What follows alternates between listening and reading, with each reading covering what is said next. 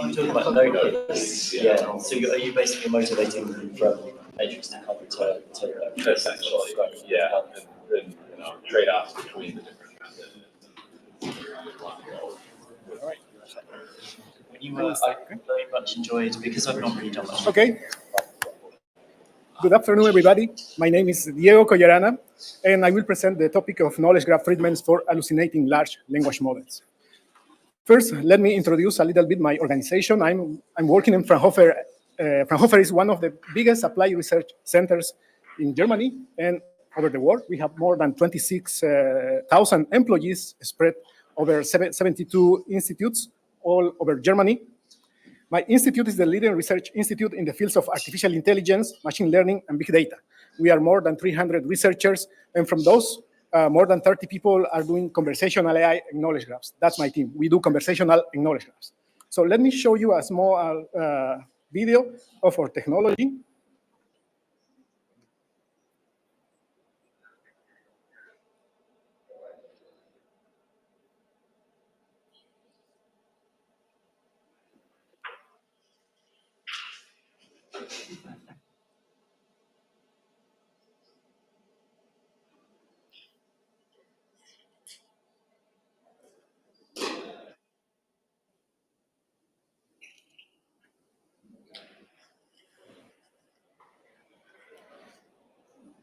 As you can see, this in-car demonstrator was built completely with Fraunhofer technology, from the speech recognition, answering questions from knowledge graphs, and synthesizing the audio. So we started this technology around 2019, and we were doing really great. We were very happy about our technology, our components, improving them, but suddenly we were hit by the tsunami of large language models and all the excitement around this technology. Just to give you a more context here, I prepared my presentation for this conference around November, December. Then ChatGPT came out, GPT-4, Llama models, a lot of excitements, a lot of tweets that are telling you to build the same technology in 10 lines of code, right? And what is special about this technology is that the bigger this large language model gets, the more capabilities seem to emerge. So with just one model, you can solve problems such as translation, question answering, code generation, summarization. So this is a pretty impressive technology. And of course, this is revolutionizing all the industries. All the companies are looking forward to use this technology to improve their services. And this is especially important to automate, for example, content. For example, if you instruct GPT-4 to create a summary of your product based on some triples, it is going to do a pretty great job on producing the text. For example, you can use this text for your tweets, for your website, etc., in just a couple of lines. Then, if you want to solve a more complex problem, you can give some examples in the instruction to this model. So you can tell the model, this is known as few-shot setting. You can give the model in the instruction some examples how to solve this complex problem. And the model is going to take these examples as part of his prediction machinery, and is going to use this example to perform better in the task. In the example, entity recognition. But however, these large language models fail in unpredictable ways in knowledge-intensive tasks. That means when you really need to be factually correct, right? For example, if you are building a showroom as a conversational assistant to allow customers to ask questions about car models and their variants, if you use GPT-4 out of the box and you ask for the price of a BMW i3, it's going to hallucinate. It's going to tell you, for example, 4,000 euros, which is not true. According to BMW data, the price is 27,000 euros, right? If you ask what is the newest electric car, the model is going to tell you that he doesn't know, It's until 2021, it was BMW i4. We have an updatability problem because the latest model is the BMW i7, right? So we cannot guarantee that the knowledge in the large language model is up to date, right? And then we have the problem of provenance, right? If you ask to GPT-4, is the BMW i7 full electric car? First of all, it's going to tell you that the BMW E7 is not released yet. False. It's already released. And it's going to tell you that there are some speculations about that is coming soon. From where these speculations come from, we don't know, right? So you have a provenance problem to give these answers to your users, right? So the question is, how can we use knowledge graphs to treat these hallucination problems in these large language models, right? First, we need to understand how these large language models works and how to develop them, right? And that's one of the main projects we have now in Fraunhofer is the OpenGPT-X project. So basically, the target of this project is being able to build the know-how, the technology, the capacity to develop these large language models at scale, right? Why is that? Because most of the large language models are developed by non-European organizations, such as GPT-3. The access to these large language models for industry and research is limited, so you have access just to the API. And of course, to foster innovation and to have the capability of compete, there is a great demand for large language models made in Europe. So that's the goal of this project, OpenGPT-X. So far, we have been able to train a 13 billion parameters model. This year, we expect to have a 75 billion parameters model, multilingual. And at the end of the project, we expect to have all the know-how, all the pipeline to build large language models, right? So just going a bit fast in the stages to build these large language models. And what we have learned during this year and a half of the project running, right? Data preparation, data quality is essential, you know? This is true for all machine learning projects, but it's especially important for these large language models because you need data diversity in your pre-training data set for these large language models. So you have to feed terabytes of data, so you have to make this data diverse. Not only data from the web, but as well data from books, data from Wikipedia, other sources, right? The duplication is super important, and of course, most of these data sets are not available. Now, how knowledge graphs can help here? Data augmentation. So we can augment this, making the data set more diverse, augmenting with knowledge coming from graphs, you know, either verbalizing or adding just them as triples, right? Of course, will be really great if you use all the semantic web as a source and one of the main sources for the data diversity here, right? In the pre-training phase, we are doing a lot of research we are building these models following the GPT-style model, right? And one of the main lessons learned we have during the project is that we are able to calculate the compute optimal to pre-train these large language models. So we don't have unlimited resources. So you need to, given a fixed computed budget, you need to determine the trade-off between the model and the tokens that you can train during this computational budget, right? How knowledge graphs can help here. Of course, you can change the architecture, the transformer architecture, and fuse knowledge coming from graphs into the architecture. But still, there are many challenges in this approach because you need to align the text and the graphs, because you are not only training on text, you want to train with graphs, so you need an alignment there. And you need to decide where to fuse, either at the beginning, at the middle, or at the top, right? So we were very keen to investigate more about these approaches, but then fine-tune large language models came into place. It means that once you have pre-trained the model, you can fine-tune it, of course, these large language models to different domain, different data, to perform better in a specific task.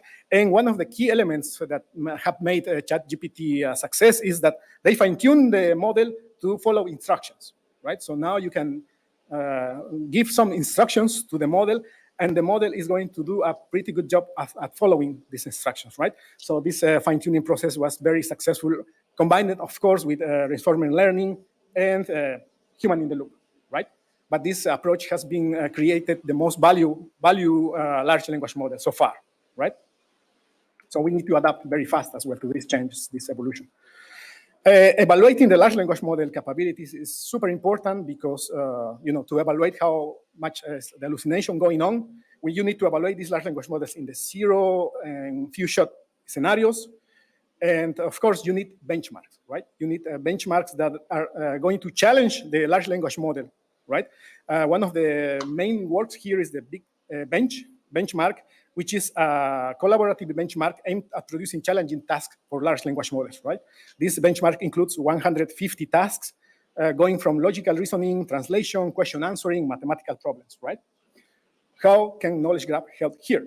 Of course, we can build benchmarks for knowledge-intensive tasks such as fact-checking, question answering, slot filling, entity linking, right? You can create domain-specific benchmarks. We have a lot of knowledge graphs for specific domains, the healthcare domain, the media domain, education. So we can use these knowledge graphs to create benchmarks that help us to evaluate these large language models, right? And something that is super important here is that we need benchmarks in different languages, right? The main work now is focused on English, but these large language models are touching all the world, so we need benchmarks that challenge the large language models in Spanish, in German. So in OpenGPT-X, we are focusing, of course, in the German language, right? But the enterprises, as I said before, are looking forward, to apply this technology. So they are not going to wait like 2 years or 3 years for us to build our whole pipeline, create our large language models. So they want to create value now. So how can you use knowledge graphs as a source of knowledge for the large language model now and treat these hallucination problems? So the main point here is that if you use a pure generative large language model such as GPT-4, you are asking the large language model to play 2 roles: knowledge storage and language capabilities, right? So if you decouple these 2 roles, you're going to have better chances to make the system more factually correct, updatable, and you will solve as well the problem of provenance, right? This is the general architecture of such retrieval, knowledge graph retrieval augmented large language model. You have, instead of using directly the large language model, first you go to a knowledge retrieval component that is going to, the task of this component is to find the subgraph in the knowledge graph that answers or have a lot of context for the user input, right?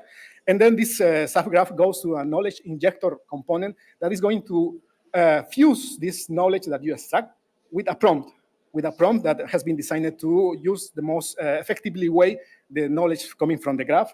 And this is going to be passed as a message to the reader. The reader can be as simple as the large language model originally created, right, to produce the output. Going back a little bit to our mobility use case, of course, for us, it's pretty straightforward to create semantic digital twins for cars and their models. We have our component, which is the Smart Data Connector, capable to create knowledge graphs, semantic digital twins for different entities in an easy manner, right? And that's the known part, right? But how can you use this knowledge graph as a source of knowledge for to treat the hallucination problems? One possible implementation of the general architecture is to use an indexer. It means you take your knowledge graph and you index, you use an indexer to create an index of subgraphs, right? Here you can be super creative. You can just index using JSON files. You can create a vector database. It was beautifully presented yesterday by our colleagues of relational AI. You can use vector databases as well to create this index. And now the job of the knowledge retriever is to find the best subgraph according to the user input, right? Again, this knowledge retriever is going to select the knowledge graph, the subgraph from the index, and is going to pass this subgraph to the knowledge injector, which is going to use a prompt to build the respectively instruction in the best way for the reader to get the output back.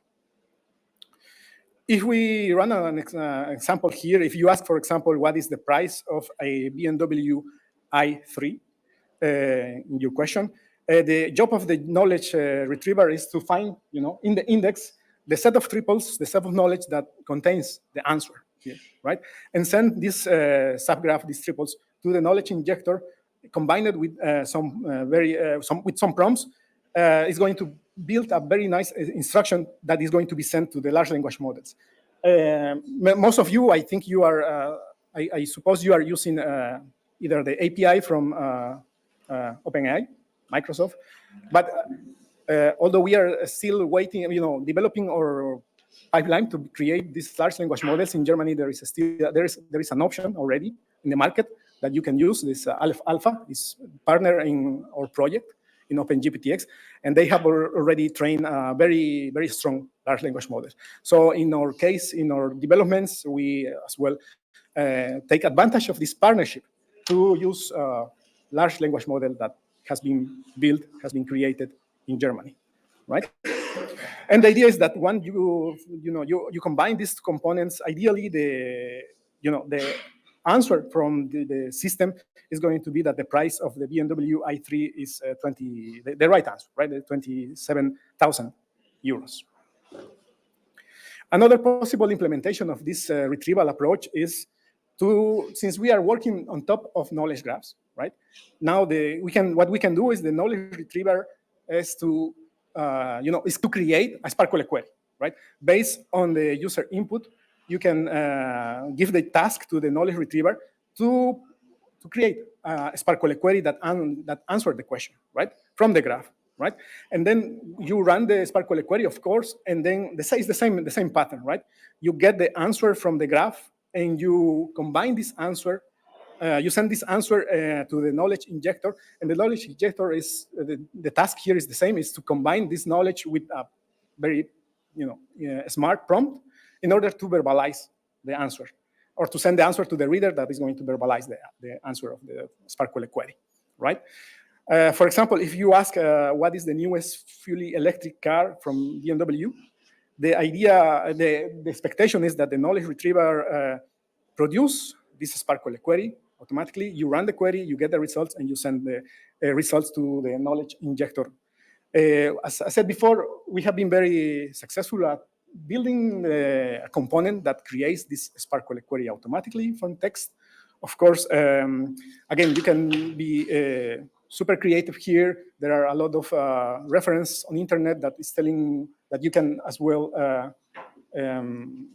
give some use few shot learning to produce Sparkle queries or SQL queries automatically just by prompting the large language model, right? Of course, this is going to work well in small settings, but again, the main issue here, the main point here is that you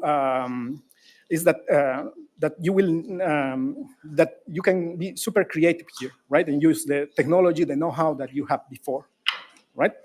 And here again, the example is that using the large language model, the system is going to produce the factually correct and updated answer, telling you that the newest fully electric car from BMW in Germany is the BMW i7 model, right?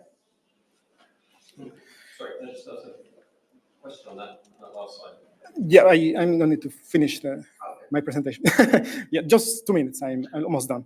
Of course, these solutions are very straightforward, very even sometimes you may call it naive, but at the end of the day, the main thing is to bring value to your customers, right? To start providing a lot of value to the customers, but you can as well think in this general architecture in a more advanced way, and you can target for the reader and the retrieval to learn as well, to be more automatic, right? So this is an approach we are doing, and we are doing as well research. As I said before, we are applied research institute, so we just don't reuse things, but we as well produce our own technology, our own components, and this is one approach that we are investigating, we are trying.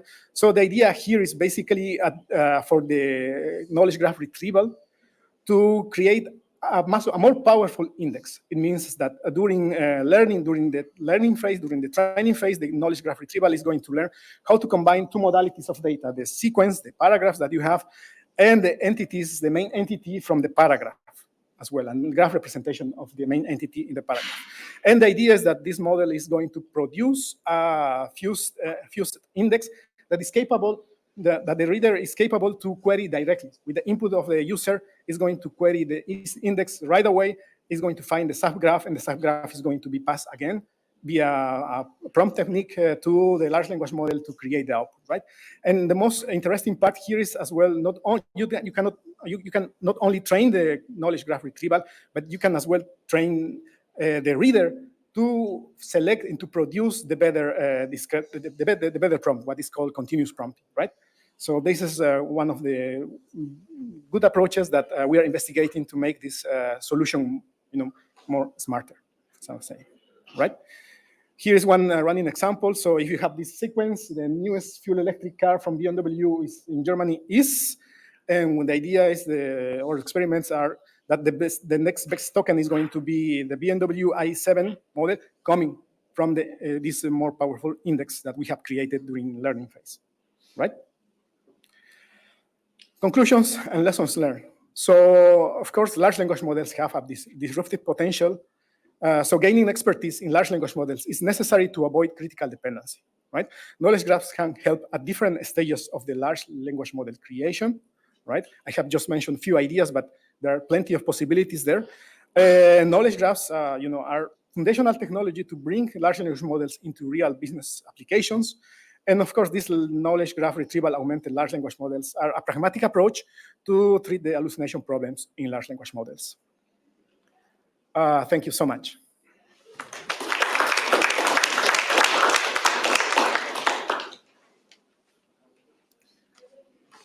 Yeah, I have a couple of minutes for questions. Yes?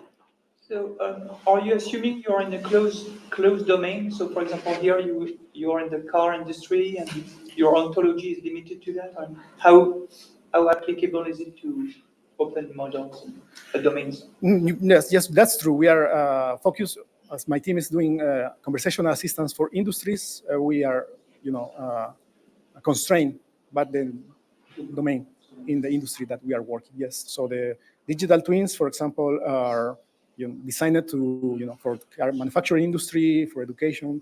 So, but the approaches, at the end, the target is that you can replace the knowledge graph with another one specific to other domain, and the approach is going to work as well.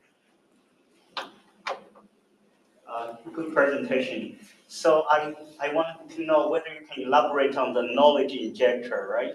So you have the triples subgraph retrieved from the knowledge graph, and also you have the tokens from the question itself, right? Did you simply stack the knowledge triples on top of the tokens and then send that to large language model? Technically, how do you do that goes a little bit in the field of prompt engineering, right? So you have to evaluate, you have to do experimentation in the prompts, right? Okay. It may happen that a very simple prompt, like just given the following RDF triples, answer this question, is going to do the job, right?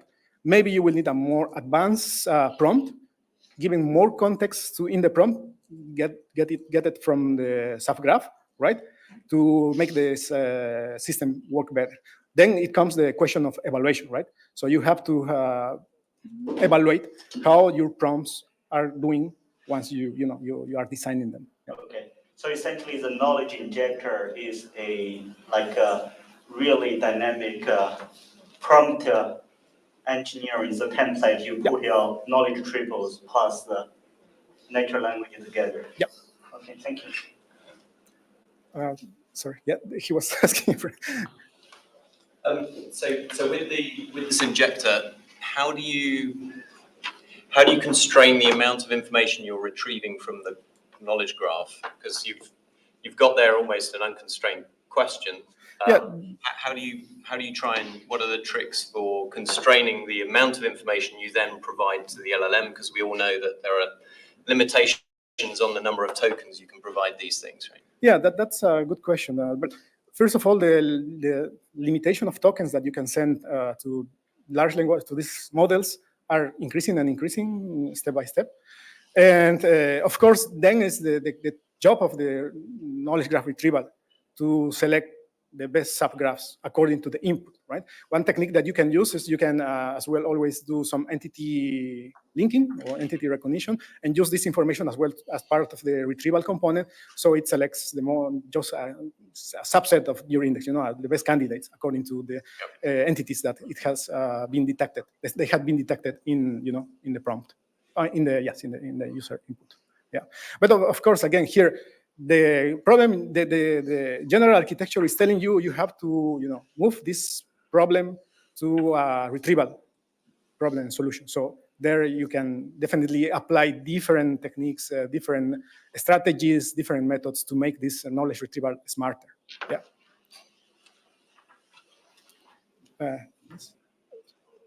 To fine-tune the LLM, are you only relying on prompt engineering, or you are also looking into modifying the weights of the LLM model itself? No, as I mentioned before, for fine-tuning the models, especially to make these models more capable to follow instructions, we haven't reached this phase yet. right? So this part is definitely under, we still have a lot of job to do. It is, the thing, as I said before, is that this field is so dynamic that we have a roadmap, and the next week, the next following weeks, it may change. It may happen that something new has come, out, and it's really promising. A lot of people is, definitely doing that. So we have to switch. Be as well very flexible in, applying this, and working on solutions for this technology. Yeah. Maybe the last question. Sorry, but I'm here the whole week, so we can meet outside, discuss more about this topic. Yeah. As you use both the embeddings of the language models and the embeddings of the knowledge graph, so that trend separately. So did you do any alignment so that the embeddings can be merged? Yeah. There is this. Well, we are of course research. This is the research part. We are researching on the best way to combine, to fuse these two modalities of two embeddings, right? I think this work is of course done by my team as well. So I will be very happy to connect you with the people who is really in deep about these techniques. But in summary, as I'm showing the presentation, there is techniques such as constructive learning the idea is that these techniques fuse these two embeddings into the same vector space, right? Okay, so thank you so much. I hope you enjoyed the presentation.